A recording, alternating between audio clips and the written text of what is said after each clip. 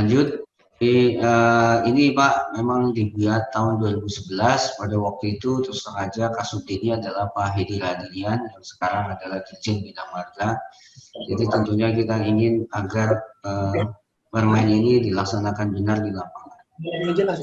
Jadi persyaratan teknis adalah ketentuan yang harus dipenuhi ya agar memenuhi standar pelayanan minimal jalan sehingga nanti jalan itu dapat melayani lalu lintas dan angkutan jalan secara optimum. Dan untuk itu memenuhi persyaratan teknis ini tentunya ada kriteria perencanaan teknis adalah ketentuan yang harus dipenuhi dalam suatu perencanaan teknis jalan. Nah, ini menjadi pedoman kita di dalam melakukan studi kelayakan, basic design maupun detail engineering design dalam fase perencanaan, dan itu harus dilakukan. Apa yang sudah didesain harus dilakukan di lapangan. Jangan sampai desainnya bagus tapi di lapangannya tidak. Lanjut. Ini banyak sekali slide-nya, jadi mungkin saya tidak akan semuanya saya terangkan. Nanti Bapak bisa baca di Permen 19/2011, itu Bapak bisa download di internet ya. Jadi di sini memang diatur semua dari sisi kecepatan, lebar badan, kapasitas jalan masuk, persimpangan sebidang ya, bangunan pelengkap, kemudian ya termasuk di sini adalah konektivitas, ketidakputusan jalan dan penggunaan jalan sesuai dengan fungsinya. Nah, ini nomor 8 ini memang agak berat, tapi kita lihat nanti ya, terutama yang terkait dengan badan jalan, kapasitas jalan masuk ya, bangunan pelengkap, ini yang penting. Lanjut. Jadi sementara kriterianya nanti tentunya kriteria jalan perencanaan teknis jalan itu nanti akan kita lihat dari apa dulu, akan dilihat berdasarkan fungsinya. Apakah itu fungsi arteri, kolektor ya, kolektor kan kita tahu dibagi kolektor primer, kolektor 1, 2, 3. Kalau di jalan daerah itu biasanya adalah kolektor 1, 2, dan 3 serta sistem sekunder. Itu fungsi jalan di jalan daerah. Kemudian kelas jalan, ada kelas jalan dari sisi undang-undang angkutan lalu lintas, ada kelas 1, 2, dan 3. Mungkin di daerah lebih banyak kelas 3 atau mungkin ada beberapa jalan di kelas 2. Sehingga dari sini nanti satu lagi mungkin spesifikasi teknis jalan. Jadi ada apakah ini jalan kecil, jalan besar, jalan bebas hambatan, atau jalan raya. Nah, dari situ tentu kita harus nanti ada kriteria. Misalkan jalan kecil itu apa, ukurannya berapa, dimensinya, kemudian volume lalu lintasnya yang bisa masuk berapa, persyaratan kilometriknya berapa, perlengkapannya yang harus ada berapa, rumija, ruas jalannya itu harus berapa. Itu semua nanti diatur. Lanjut. Ya, jadi kemudian juga di dalam peraturan ini juga mengatur sebenarnya bagaimana perencanaan teknis. Ya, ini tidak saya blow up lebih lanjut. Intinya bahwa ini terutama untuk jalan baru ya, itu harus ada perencanaan awal dan juga visibilitasi tadi.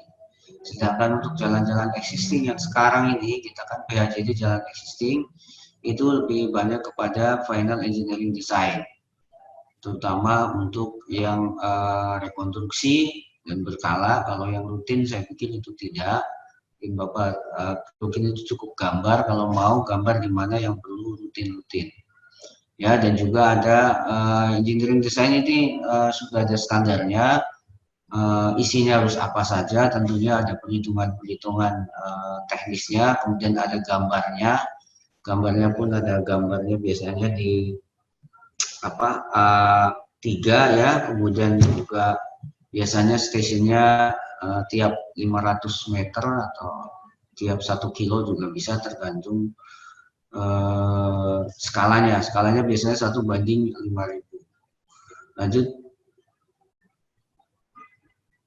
Nah, kemudian yang diatur di sana tentunya tadi sudah saya sampaikan, selain berdasarkan fungsi, berdasarkan status maupun berdasarkan spesifikasi teknis jalan, ini ada kecepatan rencana. Maka kecepatan rencana ini diatur berdasarkan sistem jaringan tadi, apakah primer sekunder, kelas jalan sebagainya, kemudian berdasarkan lalu lintas yang lewat, spesifikasi penyediaan prasarana. Nah, ini maksudnya apakah ini jalan bebas hambatan, apakah jalan raya, jalan kecil, ya, dan juga memperhitungkan topografinya. Ya, jadi kecepatan rencana ini diusahakan adalah seragam sepanjang ruas jalan, kecuali mungkin pada super elevasi atau tikungan atau pada tanjakan. Ya, kalaupun ada perubahan, terutama ini kalau di highway ya, di jalan besar atau di tol itu kalau ada perubahan itu ada transisi. Kalau di jalan daerah saya pikir tidak ada ya, karena mungkin kecepatannya 40 sampai 60, transisinya nggak terlalu terasa. Lanjut.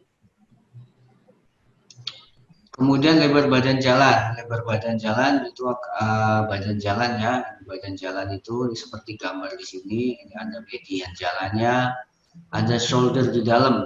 Ini sebenarnya kalau lalu lintas tinggi, kalau lintas rendah tidak ada. Jadi badan jalan itu bisa ada dua sebenarnya, divided dan undivided. Divided itu artinya ada median, kalau undivided artinya tidak ada median, tapi paling tidak menggunakan garis lurus. Ya, jadi ada marka garis lurus atau garis putus-putus.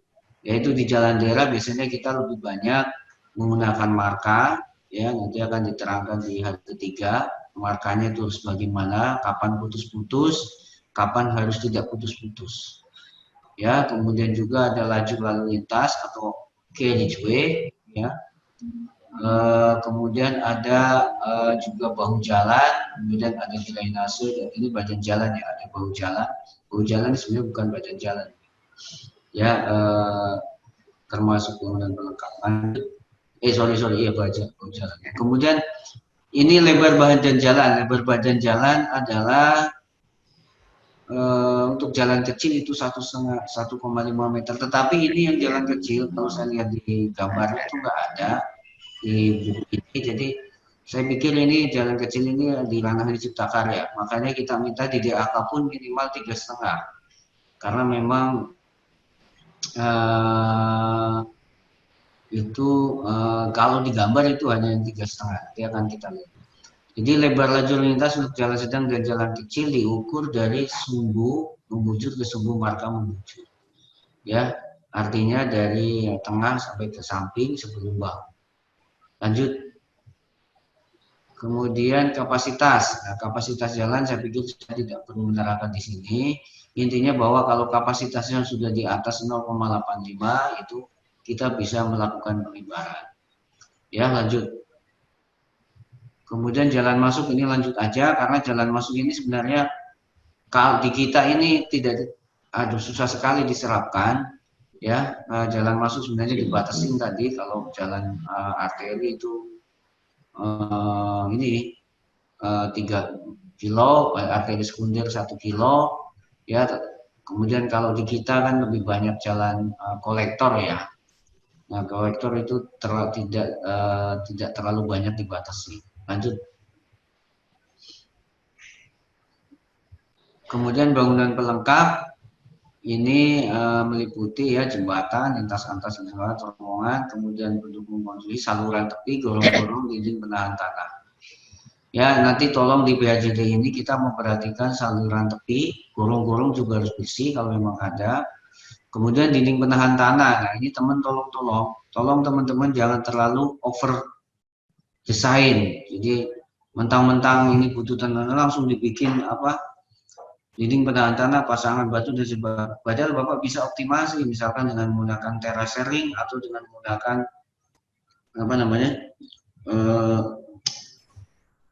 green ya, pohon. Nah, ini nanti kita akan cek Pak di sini, jangan sampai banyak dinding penahan tanah, karena di RUC itu tidak kita bayar sebenarnya dinding penahan tanah. Ya, kecuali pada kondisi dianggap pada kondisi yang darurat bencana itu boleh. Tapi pada saat normal kita meminimalisir penggunaan dinding penahan tanah. Lanjut. Nah, ini bangunan pelengkap. Saya pikir nanti Bapak lihat ya,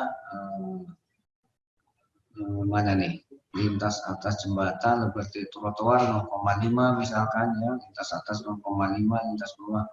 Ya, kalau di kita di PHJD itu memang ada ini trotoar nggak ada di sini. Kita bahu jalan itu 1 meter sampai 1,5 yang diperkeras sesuai dengan lebar badannya. Nanti mungkin akan diterangkan lebih detail di DED. Lanjut. Kemudian ini nggak perlu saya terangkan, saya pikir ini untuk jalan baru, ya bagaimana cara menghitung bangunan pelengkap, kekuatannya dan sebagainya, materialnya harus apa. Lanjut.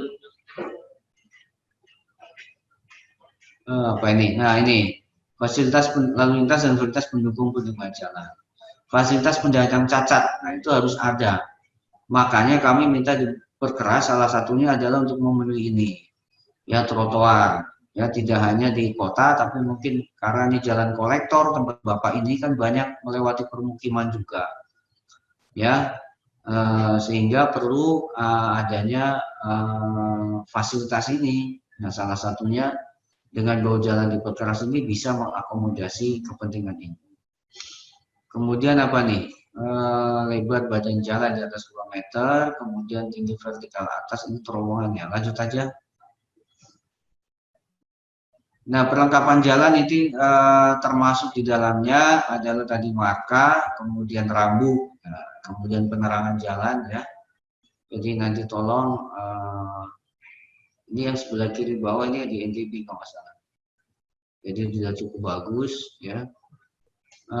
Nanti markanya tetap dilengkapi, makanya kita nanti Bapak cek lagi di desain sudah masuk atau belum. Marka rambu.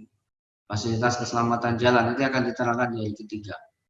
Ya, kemudian patok pengarah. Kalau perlu mata kucing, kemudian tanda kalau mau ada jembatan, penyempitan. Kalau jembatannya ada penyempitan, ada tanda jembatan, penyempitan. Nah, hal itu tolong dilihat lagi nanti konsultan, ada konsultan, terutama yang daerah baru ya. Karena biasanya kalau yang daerah baru masih para jemaah lama, yang penting perkerasannya saja. Yang lainnya nggak diurus, padahal di dalam program BAJT kita sampai perlengkapan jalan kita urus. Ya lanjut. Ini masih ya. Jadi perlengkapan jalan tadi rambu, marka, alat memberi isyarat lalu lintas tadi ya, fasilitas pejalan kaki, ya kemudian yang tidak wajib cuma lampu jalan. Ini memang juga bukan ranahnya kita, makanya kita juga tidak masuk di lampu jalan PJU. Kemarin ada yang ngusulin PJU, enggak, itu bukan kewenangan kita.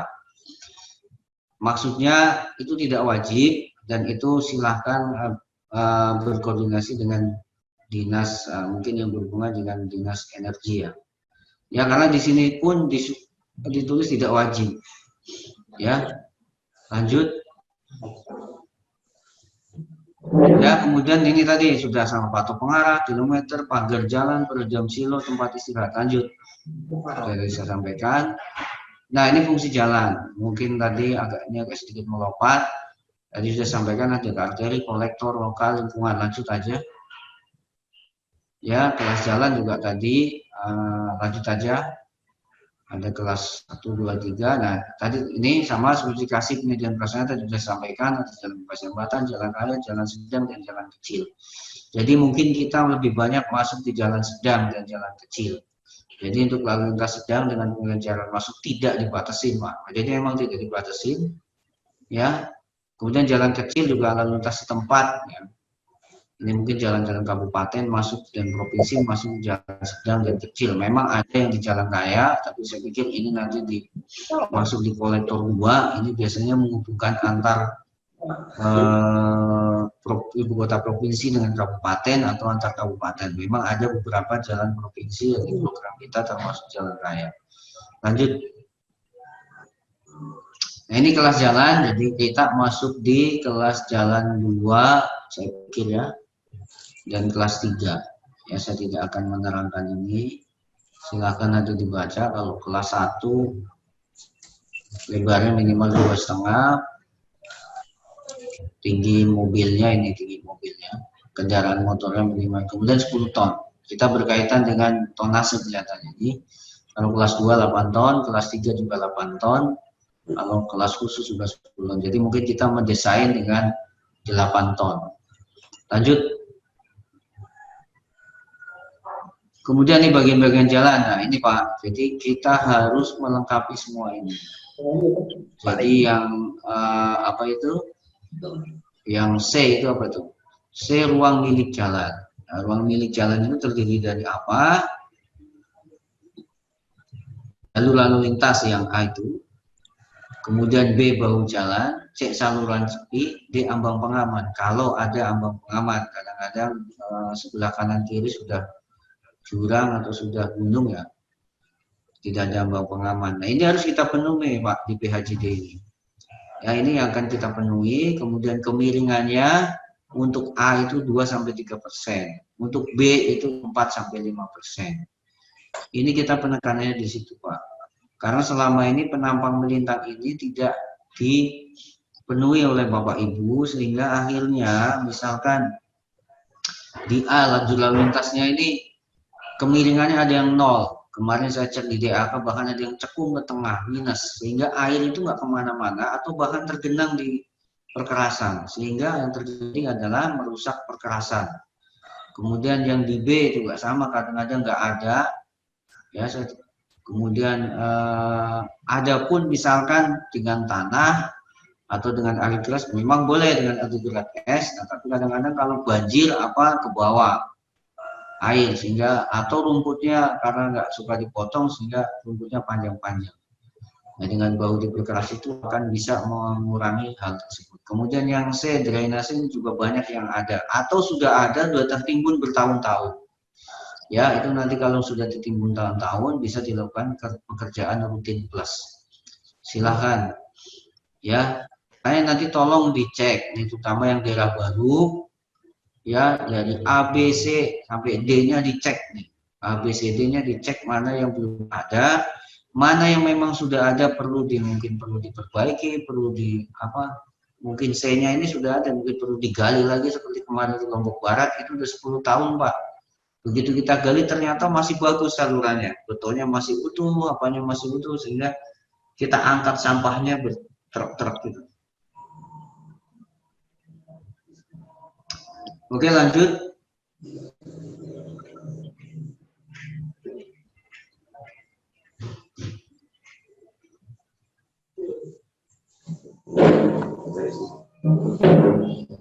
Kemudian dimensi jalan juga harus sesuai dengan celah jalan, nanti juga ada tabelnya itu. Lanjut aja, ini filosofinya aja. Nah ini Pak, ini muatan sumbu terberat, saya pikir ini nanti kemarin mungkin juga nanti di DED ya akan diterangkan bagaimana menghitung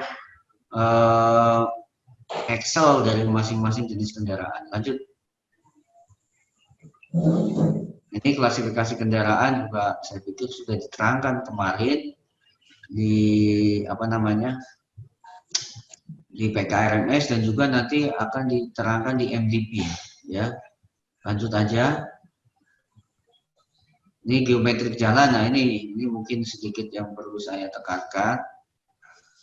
Kita paling masuk di jalan raya, jalan sedang, atau ada pun jalan kecil. Mungkin jalan kecil ini coba kita lihat. Jalan kecil Rumija 5, Rumija 11.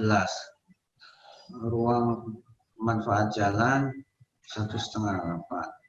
Badan jalan mana? Ya, jadi lebarnya 8,5, jalan kecil, jalan sedang 13, tapi nanti di gambarnya ada yang 3,5 ini saya juga. Ya, jadi ini Pak nanti menjadi pedoman Bapak di dalam melakukan desain ya.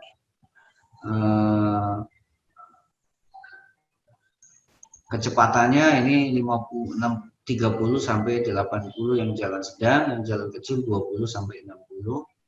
Lanjut. Mana badan jalan? Nah, ini Pak badan jalan. Badan jalan kalau kolektor itu 9 sampai 18. Kalau jalan lingkungan itu 6,5, kalau untuk roda 2 itu 3,5. Itu badan jalan. Ya untuk dua arah, makanya kita minimal di DAK kita minimal 3,5 dan teman-teman juga ada memang masih 3,5. Ya. Ini sebenarnya kecepatan rencana tadi sudah, lebar lalu lintas itu 275. Lebar bahu, nah lebar bahu paling kecil ini kita pakai 1 Pak. Kalau setengah mungkin terlalu kecil, kecuali di daerah gunung itu boleh setengah. Kalau datar sama bukit 1, kalau di gunung setengah. Kemudian median kita kayaknya tidak perlu median, yang jalan sedang, yang jalan raya kalau memang ada median nanti tolong diperhatikan ya, terutama untuk jalan provinsi nih, ada nggak masuk yang jalan raya. Kalau jalan kabupaten saya pikir nggak perlu median. Lebar pemisah lajur ini nggak perlu, ini untuk jalan-jalan raya. Kalau memang perlu biasanya pun pakai apa namanya, marka. Lanjut. Masih ini apa nih? Pengaman, kemiringan normal. Nah, kemiringan normal perkerasan jalan 3. Nah, kalau kita 2 sampai 3. Bahu jalan paling besar nih 6, kita nerapkan 4 sampai 5. Kenapa 4 sampai 5? Ya, kita pingin seperti jalan tol tuh 5 tuh. Kita pingin udah pakai standar jalan tol 4 sampai 5 kita bebas hambatan. Kemiringan 2 sampai 3 lah kita toleransi. Memang 3, tapi kita kasih boleh 2 sampai 3. Kemudian bahu jalan juga ini kan paling besar 5, kita boleh 4 sampai 5.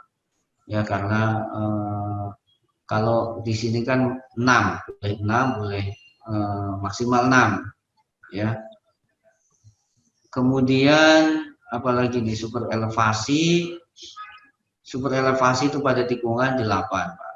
Ya, kelandian ini 4, 6 kita bisa 6, bisa 10 Pak kalau di gunung, bahkan 12 untuk jalan kecil. Saya pikir karena ini sudah jalan existing ya mungkin kita kebanyakan jalan existing, jadi ya sudah kita ikutin aja. Untuk yang kelandian mungkin yang perlu diberikan tadi kemiringan normal perkerasan jalan sama kemiringan bahu. Itu harus Bapak perhatikan. Ya, kita 4 sampai 5 yang bahu karena di sini maksimal adalah 6. Kemudian yang perkerasan itu 2 sampai 3 dan ini banyak Pak di lapangan. Nanti yang teman-teman baru cek aja di lapangan pasti yang kondisi existing itu ada yang 0, ada yang minus ya. Syukur-syukur sudah 3. Nah, itu bagaimana nanti menjadikannya menjadi 2, menjadikannya jadi 3 derajat itu yang menjadi kadang-kadang teman-teman di lapangan mungkin masih bingung, nanti bisa ditanyakan bagaimana metodenya Pak, metode konstruksi. Ya, lanjut. Ini masih fungsi saja tidak perlu apa nih, iri dan remaja dan sebagainya, nggak usah, langsung saja sudah. Ini apa nih, bicara lebar bahu. Nah, bahu tadi sudah ya, 1 aja kita. Trotoar juga 1. Saluran nih Pak. Saluran, lebar saluran tepi jalan paling kecil adalah 1 meter. Jalan sedang atau jalan kecil 0,5 meter. Tapi kita boleh kemarin nanti ya, kalau nggak salah ada 20 cm atau 20 berapa. Ini karena tentunya tergantung pada kondisi. Nah, ini kemiringan perkerasan di sini 2 sampai 3 nih. Ya, jalan ini 2, jalan sedang 2, jalan kecil 3, jalan raya 3, makanya 2 sampai 3. Kemiringan bahu 4 sampai 5, 4 sampai 6, kita 4 sampai 5. Lanjut. Ini lanjut aja. Nah, ini Pak gambarnya, ini apa nih? Jalan bebas hambatan. Lanjut aja. Saya mau bicara ini. Nah, jalan raya ini. Ini jalan raya Pak, jadi gambarnya ini Pak lihat aja di situ. Nah, mungkin ini jalan provinsi ya, banyak. Idealnya adalah seperti ini Pak, cuman biasanya Bapak nggak ada inner soldier. Ya, tidak ada inner soldier biasanya teman-teman. Ya, mungkin juga bahu juga median juga nggak ada. Silakan bisa pakai marka, perkerasannya minimal 3,5. Ya, ada jalur lambat nih. Kalau ada jalur lambat 275. Apa nih? Perkerasan penutup 1 ini apa ya? Bahu jalannya itu sudah diperkeras. Nah, ini Pak. Jadi sebenarnya memang sudah diamanatkan Pak di dalam spesifikasi. Kalau kita sebaiknya menggunakan bahu jalan yang diperkeras, ini perkerasan berpenutup. Nah, bahu jalan Pak, perkerasan berpenutup, entah aspal, entah beton. Ya, artinya di jalan raya pun sebenarnya sudah diamanatkan, tidak hanya di jalan tol saja. Lanjut. Nah, ini jalan kecil dan jalan sedang. Nah, di sini bahu diperkeras. Nah, itu Pak. Jadi memang kita sudah diamanatkan sebenarnya. Ya, bahu diperkeras. Pada jalan sedang, lebar bahu jalan minimal 1.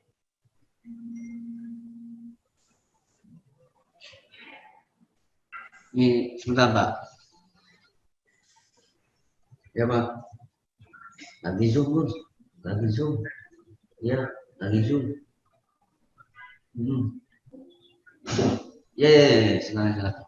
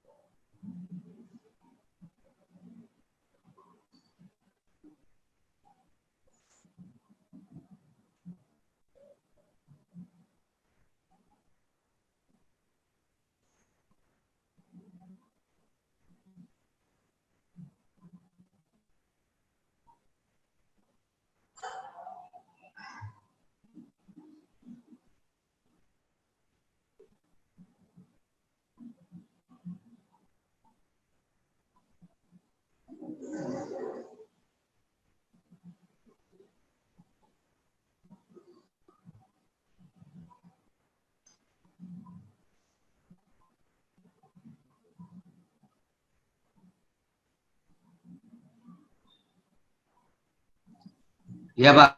Oke, ada yang nanya PHJD nih tadi tempat lain dari Bina Marga.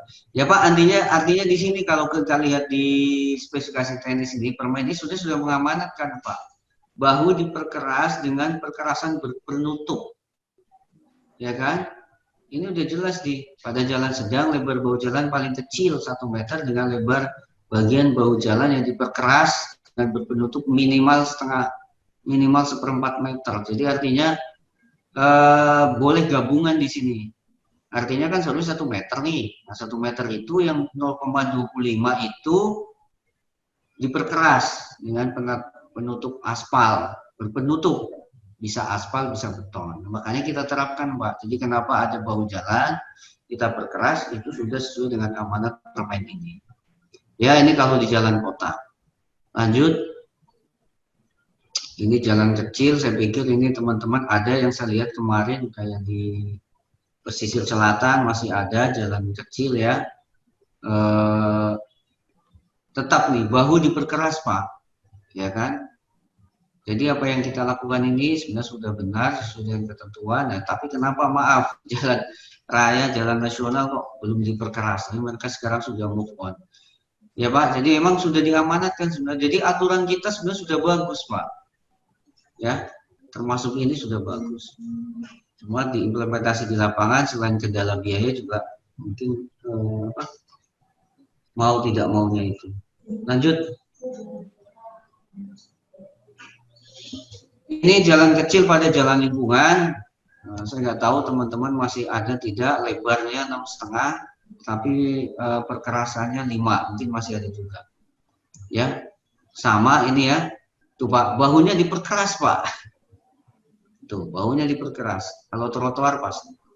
Ya, bahunya diperkeras di sini minimal setengah. Kalau kita minimal 1 ya kalau masalah 1 sampai 1,5. Lanjut. Ini kalau yang sepeda motor ya, mungkin kita tidak masuk di sini, tapi kalau di DAK mungkin masih kita mungkinkan, tapi kalau di ini kelihatannya tidak ada. Semoga tidak ada jalan yang kecil ini ya. Jadi kita tidak bicara ini karena hanya untuk sepeda motor. Cuman berapa nih? 2,6. Jadi 2,75, mungkin saya pikir di program BHJT nggak ada yang 2,75. Itu pun bau minta diperkeras nih Pak. Tuh, minta bau perkerasan. Artinya bau diperkerasan. Apakah ini saya nggak tahu, apakah kalau ini kayaknya nggak berpenutup ini. Ya, lanjut. Oke, ini konstruksinya nanti saya pikir di desain saya tidak akan detail di sini. Intinya bahwa teman-teman sudah tahu kalau kita nanti paling kalau rekonstruksi ya setelah tanah dasar ke atas ini yang perlu diperhitungkan kembali nanti dengan menggunakan MDP. Lanjut aja, ini sama, bisa beton, bisa kita nggak ada beton ya Bapak Ibu ya, kita menggunakan aspal perkerasannya, jadi tidak ada beton. Yang beton itu hanya untuk bahu jalan dan itu pun beton K175. Ya, kemudian lingkungan yang juga harus diperhatikan, nanti juga akan diterangkan di ayat ketiga, lanjut aja. Oke Bapak Ibu, karena saya pikir itu yang dapat kami sampaikan.